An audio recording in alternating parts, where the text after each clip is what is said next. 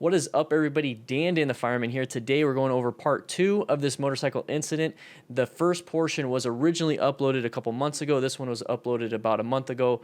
I recently re-uploaded my part 1 2 days ago, so if you want to check that out, please do so. We'll do a quick recap during this video, but we're going to be focusing on these two people because they did a pretty dang good job of helping out this downed rider. Now, part of the S.M.A.R.T rider system is going to be the R portion, which is going to be rescuing injured motorcyclists with medical training, and these two did a great job. So let's go ahead and jump into it and talk about what happened. Yeah, it's got traffic and somebody moved over on him. Try not to move your head. Good, good.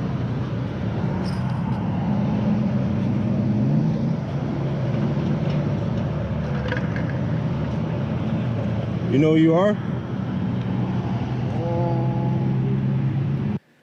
We talked about alert, verbal, painful, unresponsive as part of the assessment of trying to figure out where they're at, up here. And the alert portion would be him asking that question, and then the patient, the motorcyclist, would be like, yeah, I'm on the interstate, in California, and he started answering everything. That is alert.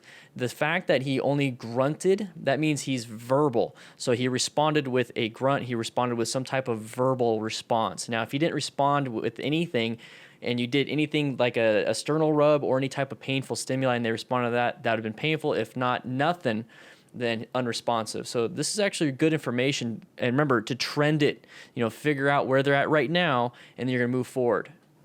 What's your name? Mark? How old are you, Mark? That's the first verbal he got out of him. So he right here has been on scene longer than this man right here. And when he said that's the first verbal we've gotten out of him, that's a trending. Maybe it was painful earlier or completely unresponsive, but now we're verbal in a way, not completely alert, but we're verbal. That is trending to good, actually. So if you start off with like being completely alert and all of a sudden you went down to verbal and you went down to painful and you went down to unresponsive, that's trending the wrong way. So he's actually trending a good way, which is good to know. It doesn't mean you're out of the woods yet. Hey, Mark, can you stay awake? Can you open your eyes? There you go. Where you hurting at? Your legs? So asking these questions, he's doing an assessment, and from what I understand, what I can kind of tell is that this man right here, he's at the head, okay? So that means he's maybe holding C-spine, or at least he's just kind of standing over him and talking to him. This is backpack? Yeah, he had his backpack over here. I just moved over for a little comfort. He was originally over on this side, and he did roll over, get his arm out. So that is almost like a patient transfer where one person that was originally having the patient is telling the new person that's going to take care of, the patient of what's happening, what I did, what has happened, and the fact that he said that's the first verbal and this is what I did to him. So he's actually doing a really dang good job, and this is what you kind of learn within accidentscene.org is that you're going to go ahead and learn how to take care of somebody medically, how to assess them, and then how to transfer care to EMS that arrive on scene. Help's on the way. Okay, Mark, try not to move. You still awake?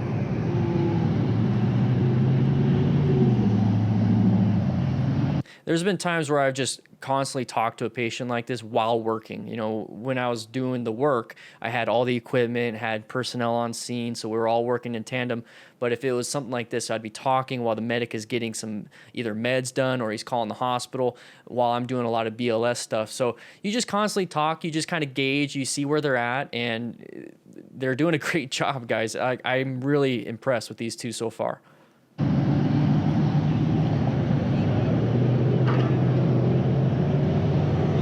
Mark?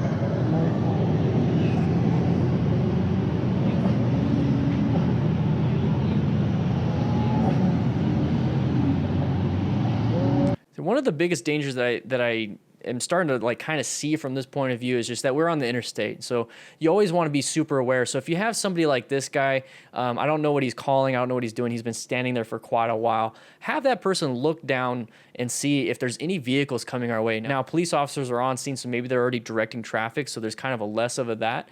But if there's any unneeded people, just kind of move them out of the way or just leave them be like these people are doing. They're leaving him be. But my biggest concern is getting hit by traffic while on the side of the road helping somebody. So kind of keep that in mind. Be situationally aware. Are you recording on your GoPro? Yeah. You're going to have some good footage, man.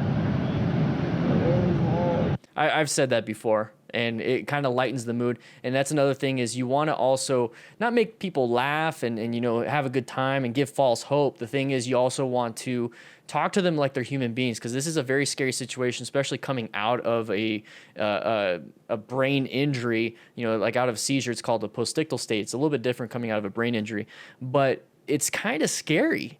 Waking up from something like this, like what's going on? Who are these strangers? Why am I on the ground? What's going on? What's going on? And if you're able to kind of ease them into consciousness by kind of joking with them, talking about stuff they're familiar with, it all plays into it to allow them not to freak out. Because if they freak out, they start moving, they start doing some crazy stuff, then you're having issues with bones and ligaments and actual physical body things.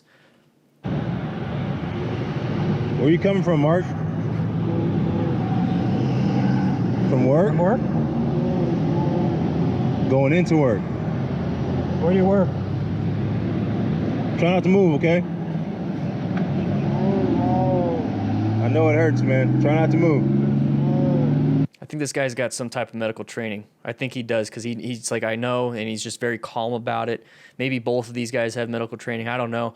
But good question to ask, you know, what were you doing? And if he's able to say, I was going to work, where was it at? And you're able to pinpoint it. It's like, okay, we're in the general area. This is kind of where I would go if I was coming. You start putting this together, this investigation, and then you start to realize, okay, so he's starting to trend good. He's starting to remember some things.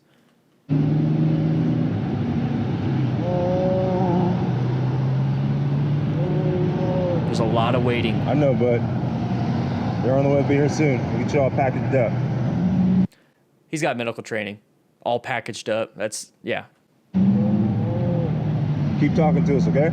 Gotta make sure you're doing all right.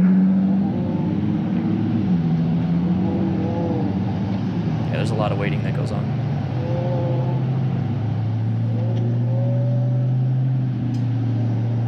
Who you with? So just real quick, I'll go ahead and scroll back just a little bit. I think I missed something there. Real quick, you notice how long it is taking. So this is why you need to be able to rescue other riders. One's if he's bleeding out and nobody knows what to do.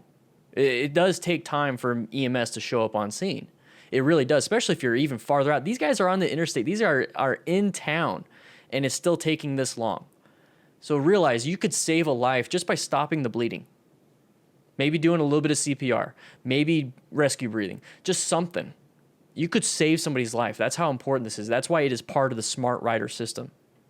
I work for Cal Fire. Well, now I'm about to go to San Francisco, but I used to work for Cal Fire. Cal Fire, going to San Francisco. Hopefully it's a promotion, man. You know, good on you, man. That's awesome. So he does have fire and EMS experience. Congratulations for Sam. Thank you. Elbow hurting? You got some road rash. Yeah, he's got some road rash. You're going to see the original videos or pictures that are going to pop up right here and a little bit earlier that, yeah, there was a little bit of road rash, and that's going to be painful.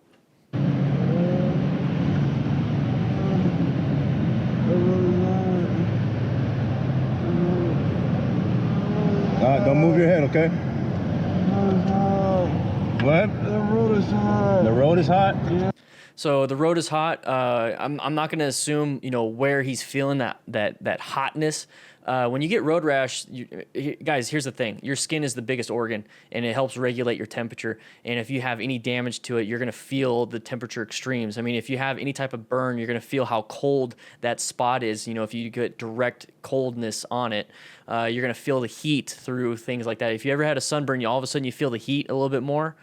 It's the same concept. You damage your organ that's going to help regulate that heat.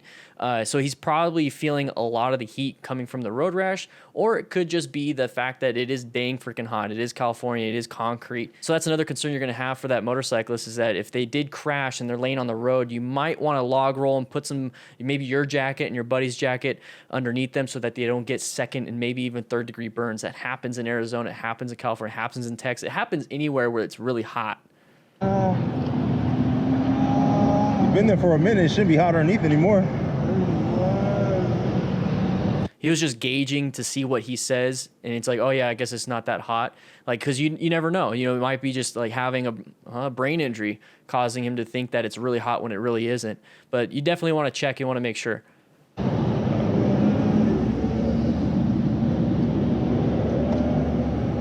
Let's go back just a little bit. That's a nice safety sign right there. So sharing the road with semis, look at that. Stay out of the no zone. So those of you that drive trucks, that is the no zone. So we're going to take a little bit of education on that one. Sharing the road, sharing the responsibility for safety. Those are all the blind spots of a truck. So we're going to go ahead and use that a little bit in this video.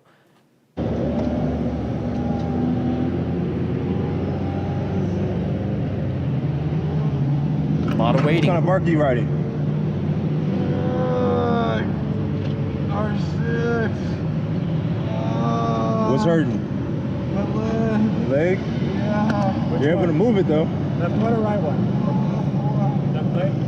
He's starting to come out of it. He's starting to come out of it. And he's going to start feeling some pain. He's going to start remembering some things. And this is where it gets kind of sketchy, where the person can fight you. They can get combative because it's a scaring, it's a fight or flight situation. The brain is doing what it needs to do.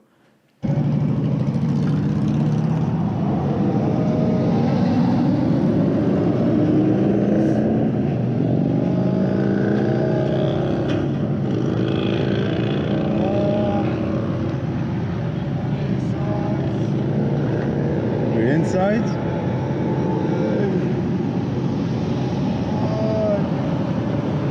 I mean, look how long. Look how long it's taking.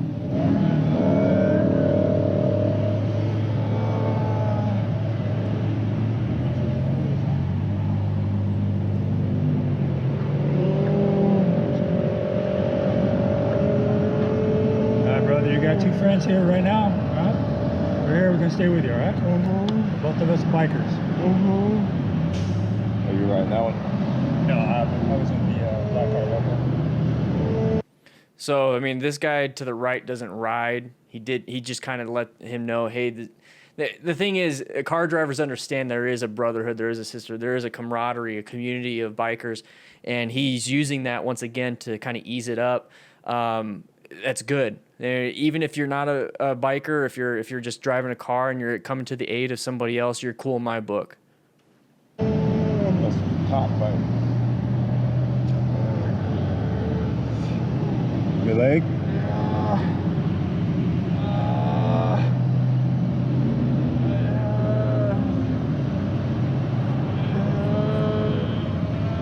I see the lights are on the way, man. It should be in a couple. Him grunting and talking, he actually doesn't remember any of this. This is literally the brain just trying to run on the lowest settings possible, basically. And you're not going to remember this. He doesn't remember any of this. And I've actually been there when somebody was medically induced, basically, and there was parts of it where they were acting just like this. So you hear him grunting, hear him in pain, but just realize he's probably not going to remember it. Doesn't mean it doesn't feel it. He probably doesn't remember it. And just kind of maybe take that into consideration for your own mental health. It's like, you know what? This sucked. I didn't want to see it. I didn't want to hear it. But you know what? He's probably not going to remember it. And it sucks. It really does. I hope you're, damn, dude, I hope you're doing good. Couple seconds, okay? I want you to stay as still as possible until they get here.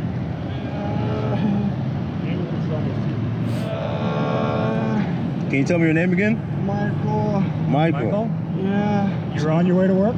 Yeah. Where do you work? For security services. Security services? So I think originally he said Mark and now it's Michael. You see how it kind of gets a little confusing? Where are they at? I live at that one avenue. Where? A little bit down Watt. Okay. You know what today is, Mike? What's today's date? The 8th. All right. He's doing an assessment.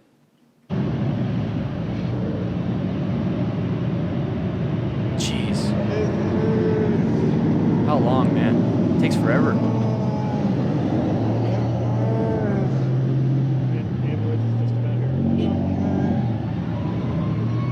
Does your neck or head hurt at all? No. Okay. My leg. Well, you get some good road rash on your helmet, though. Good job wearing a helmet, man. If he wasn't wearing a helmet, he'd be dead. Simple as that. That or survived with huge deficits. Huge deficits. I mean, the force transmitted through the helmet into his head, into his brain, caused this damage, the traumatic brain injury. Guys, like I say all the time, helmets and gear is just to mitigate as much as possible. Doesn't mean it's going to solve the problem. If you crash, you're still going to get injured. Just it might not be as bad as it could have been. And this right here definitely shows it. He had a helmet on, didn't have full gear. You can see all the road rash in the videos and the original everything. But the thing is, he's keeping his brain because of the helmet.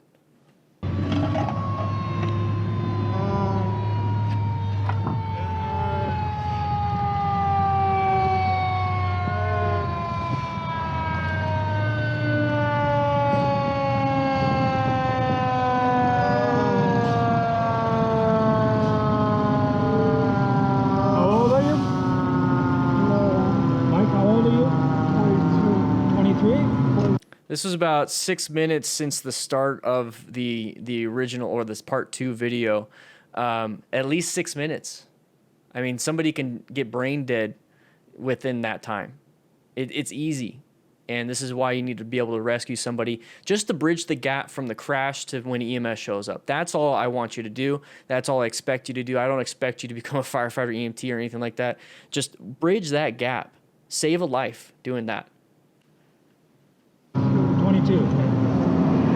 22, way too young. Do you have any medical conditions? Don't move your head, Mike.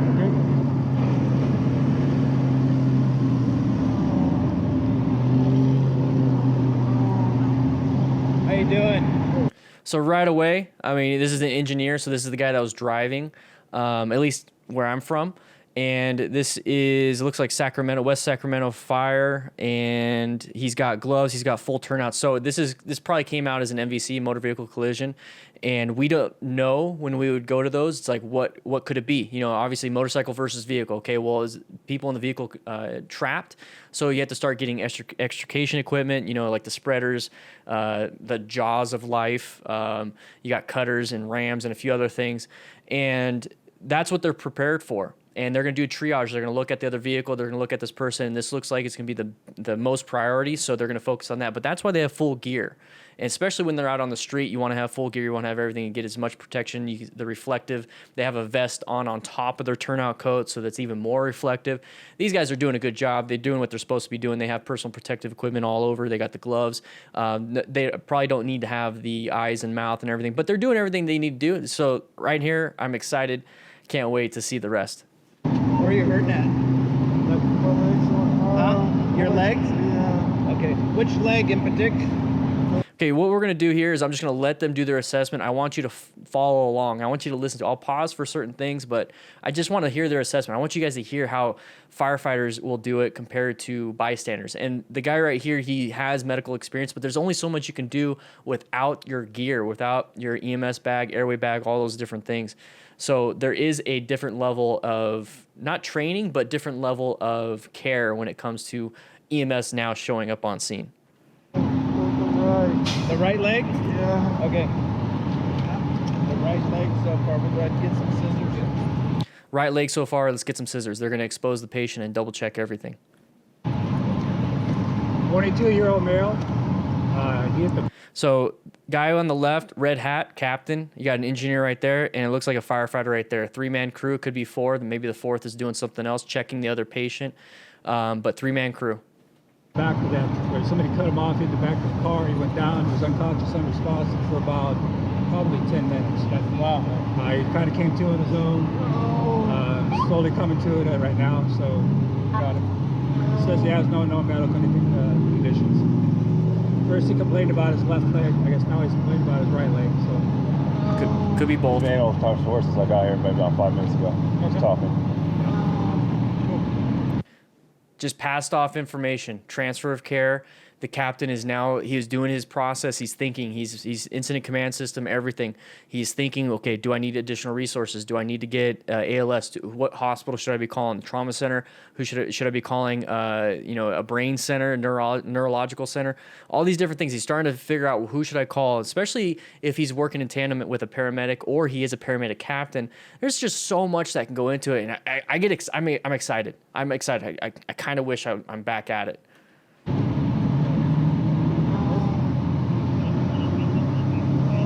Looking for a wallet, John? This is his backpack right here. Backpack? He's just asked for the wallet, and he's asking for the backpack. So what they're trying to do is they're not stealing your money. They're not going through your stuff just for funsies.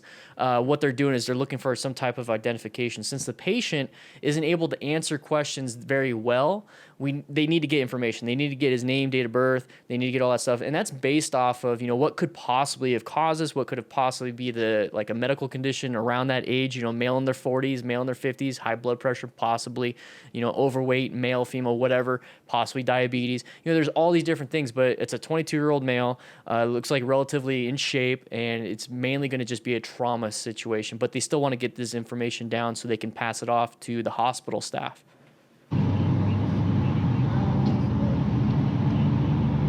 What part of his legs hurt? Michael, what part of your legs hurt?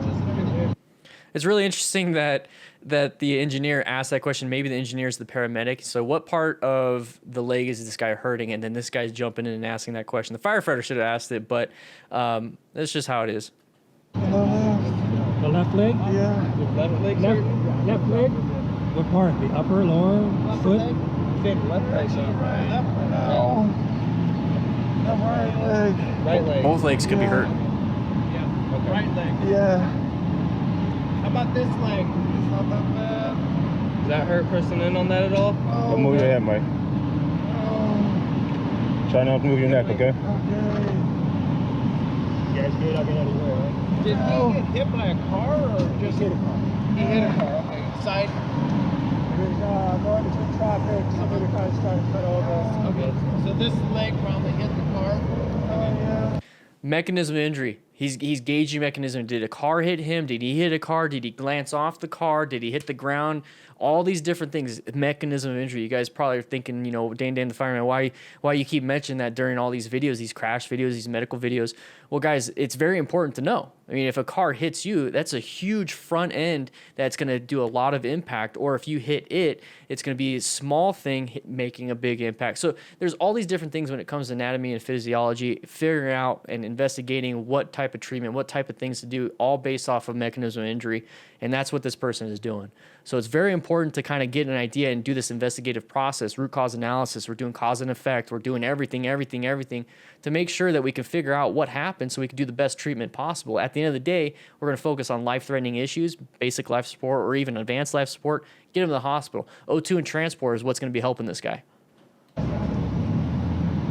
Oh, Is it? yeah. Can you wiggle your right toes? Yeah. Wiggle your toes. It hurts. You can? Yeah, it hurts though. So he's double checking his pulse motor sensor. You wiggle your toes, it hurts. Well, you can still wiggle your toes, so it's pretty good. Sucks that it hurts, but that's a good finding to do.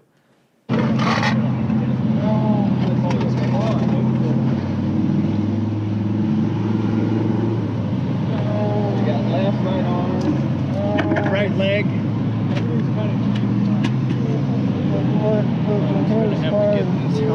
Got another unit on scene. You see the guy, so now we have 4 firefighters at least. So he's having no head or neck pain. Go ahead and keep that at 93 volts, 151.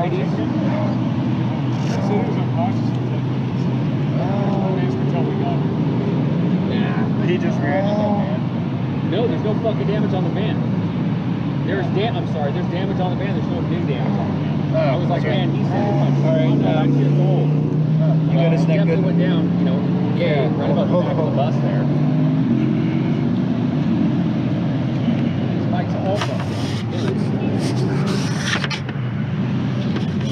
Got a camera. Okay, let's go back just a little bit right here. Let's go back just a little bit. I'm gonna see if I get a good frame. All right, so right here, perfect, man, perfect. I want you in the crew, man. This is awesome. If you ride, you know, if it doesn't matter if you ride or not, I want you in the crew. He's holding C-spine very well. He's doing a good job. He was calm and collected this whole time. He's working with EMS on scene. Amazing job. You helped out this rider, and you know what? That means you helped out the community. I want you. So what we have here is we have EMS. These guys are probably the ambulance service, or I mean, I don't know how it runs in Sacramento or West Sacramento. But that's the EMS service. So they have the stretcher ready. They're going to go ahead and do log rolling. They're going to secure the patient to the backboard. They're going to put the patient on the stretcher, strap him in, take him to the hospital. But they're ready to go. So as soon as he's packaged, like he said earlier, he's going to go ahead and lift him up and put him on there. But all these firefighters, all these people are doing an amazing job. Got a camera. Wow. All right, so this is right here is a seat collar. They go flat. They're in a plastic baggie. You pull them out, and he's going to put it around the neck. I was looking at the Remember what happened? No? Remember what happened? No. Okay.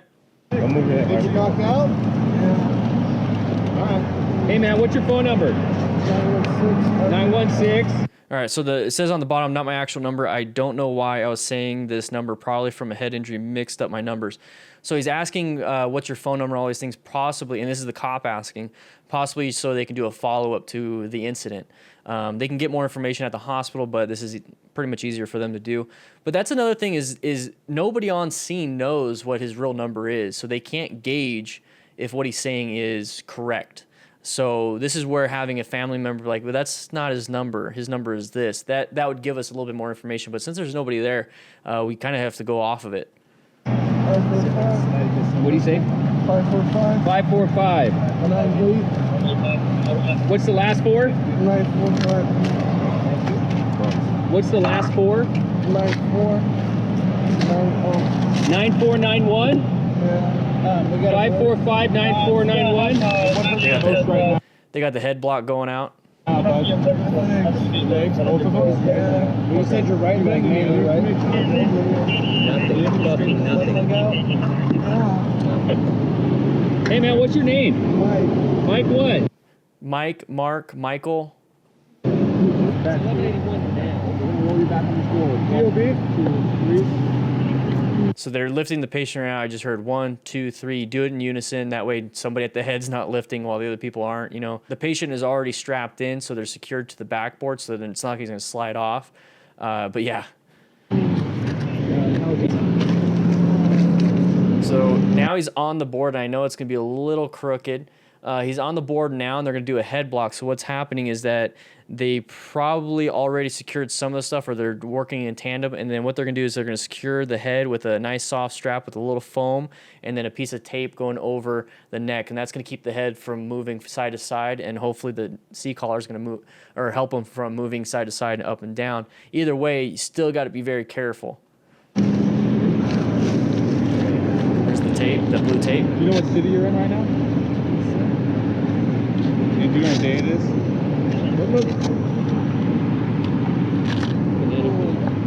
So what city, what day? They're trying to get alert and oriented.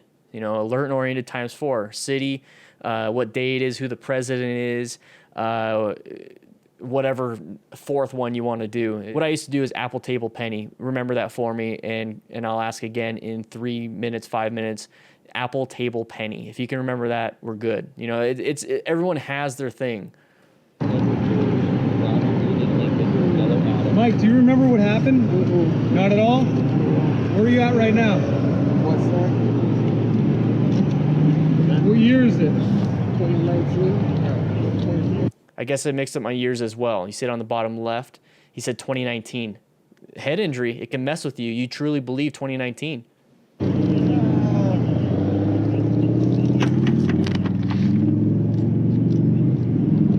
You see it right there, the head block, the strap. The sides is going to hold it to the sides, so hopefully it's going to be all secure. Hey, Mike. Hey, Mike, do you have any ID on you? Give me a wallet. There it is. So he's secured to the backboard. You see the blue tape, and you see that everything kind of secured. So he's really secured. And then you see on the right arm a little bit of damage. There you go. You can see that. There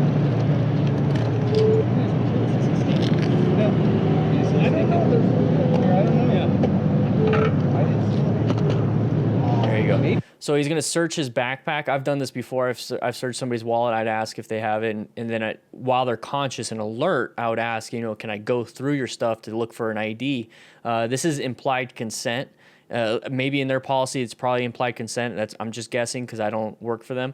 But implied consent basically means that if I'm unconscious or I'm not alert, I expect you as a medical professional to assist me in any way, shape, or form. And you pretty much give up the right of, you know, search and seizure and all that stuff when it comes to that. You still have a lot of rights. You definitely still do. You can refuse if you're alert and oriented. So if you refuse and you are alert and oriented, it would be considered kidnapping if they took you. So, I mean, there's some things, but right here, it's implied consent.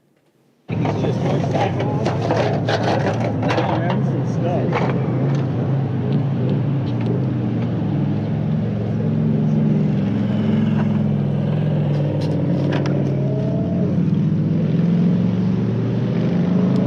getting dizzy. I'm getting dizzy.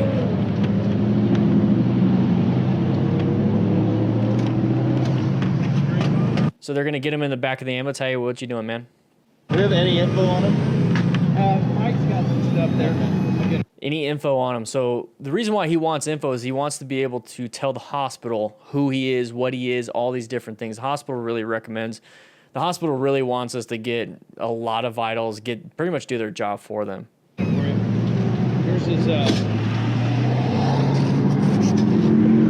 Hey! You okay?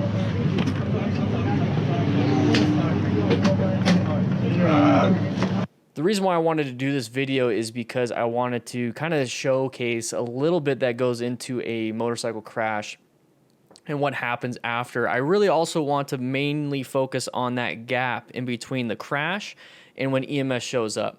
That right there is why it's part of the Smart Rider system. That's why I want you to be able to rescue another motorcyclist, because during that time, a motorcyclist could easily die. That is a preventable thing, especially if they're with a bunch of people. You know, if you're with a group of friends and one of you guys go down, why isn't the group of friends keeping that person alive? We talk about, you know, unfortunate incidences where people crash and they die, but then they're with their friends and it was very traumatic for everybody. Why can't we just save each other? Why can't we help each other? And that is why I include that within what I do here on this channel. I talk about situational awareness. I talk about fundamental skills. I talk about getting gear. I talk about rescuing other riders, and I talk about teaching and mentoring others. And that's what I'm doing here. I'm just mentoring others. I'm teaching you guys. I'm learning as much as I possibly can so I can share the knowledge I find out and I learn with you guys so that you could be better than me in the future. Honestly, I want you guys to be better than me. So with that said, though, I hope you're doing well, and I hope you guys all ride safe, and I'll be seeing you some other time.